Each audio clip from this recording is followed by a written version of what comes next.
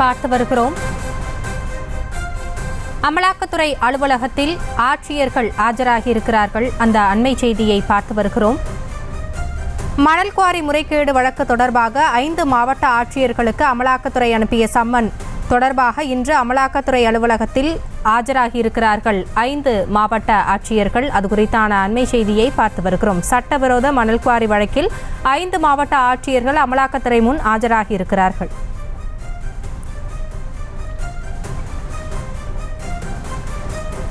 சட்டவிரோத மணல் குவாரி வழக்கில் 5 மாவட்ட ஆட்சியர்கள் அமலாக்கத்துறை முன் ஆஜராகி இருக்கிறார்கள். அது குறித்த அண்மை செய்தியை பார்த்து வருகிறோம். கூடுதல் விவரங்களோடு இணைகிறார் எமது செய்தியாளர் சுதர்ஷன். விவரங்களை வழங்கலாம். வணக்கம். மணல் குவாரி முறைகேடு வழக்கு தொடர்பாக 5 மாவட்ட ஆட்சியர்கள் அமலாக்கத்துறை அனுப்பிய சம்மனுக்கு இன்று காலை அமலாக்கத்துறை அலுவலகத்தில் தற்போது ஆஜராகி இருக்கிறார்கள். அதாவது திருச்சி, தஞ்சாவூர், கரூர், அரியலூர், வேலூர் ஆகிய 5 மாவட்ட ஆட்சியர்கள் மணல் குவாரி தொடர்பான ஆவணங்களை சமர்ப்பித்து விளக்கம் அளிக்குமாறு அமலாக்கத்துறை சம்மன் அனுப்பியது. இந்த சம்மனை பெற்றுக்கொண்ட மாவட்ட ஆட்சியர்கள் அவர்கள் அனைவருமே இன்று காலை தற்போது அமலாக்கத்துறை அலுவலகத்தில் ஆஜராகி விளக்கத்தை தர இருக்கிறார்கள்.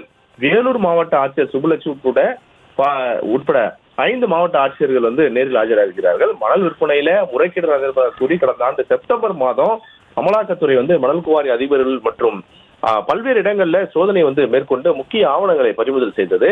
இதன் தொடர்ச்சியாக தான் நீர்வளத்துறை முதன்மை பொறியாளர் புத்தையாவிடம் அமலாக்கத்துறை சோதனை மேற்கொண்டு பல முக்கிய ஆவணங்களை பெற்ற நிலையில மணல் முறைகேடு நடந்திருப்பது தெரிய வந்ததை அடுத்துதான் மணல் குவாரிகளை நடத்துவதற்கான உரிய அனுமதி அந்தந்த மாவட்ட கலெக்டர்கள் தான் கொடுத்திருக்கிறார்கள் என்பது அவர்கள் ஒரு ஃபைனல் பாயிண்ட்டுக்கு அமலாக்கத்துறை இந்த மாவட்ட கிட்டத்தட்ட ஒரு 5 மாவட்ட ஆட்சியர்களுக்கு சம்மன் அனுப்பியது. பல முறை சம்மன் கொடுக்கப்பட்டும் அதிகாரிகளால் நேரில் ஆஜராகாமல் தொடர்ந்து நேரம் கேட்டு வந்த நிலையில அதற்கு பிறகு அந்த மாவட்ட ஆட்சியர்கள் அனைவருமே உயர்நீதிமன்றத்தை நாடினர்.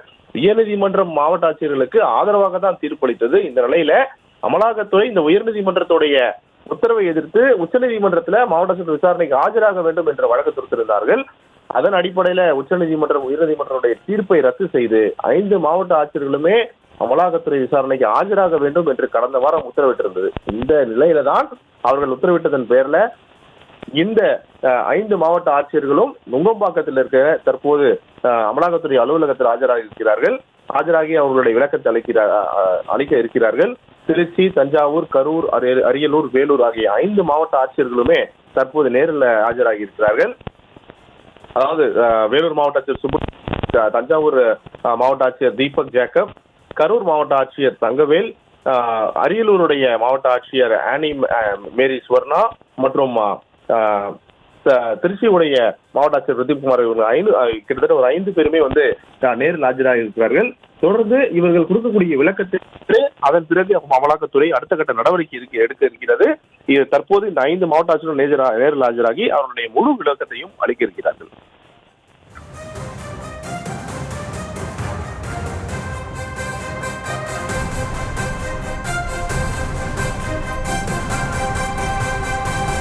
தங்களுடைய விவரங்களுக்கு நன்றி சுதர்ஷன். செய்திகளை உடனுக்குடனும் துல்லியமாகவும் தெரிந்து கொள்ள சப்ஸ்கிரைப் பண்ணுங்க.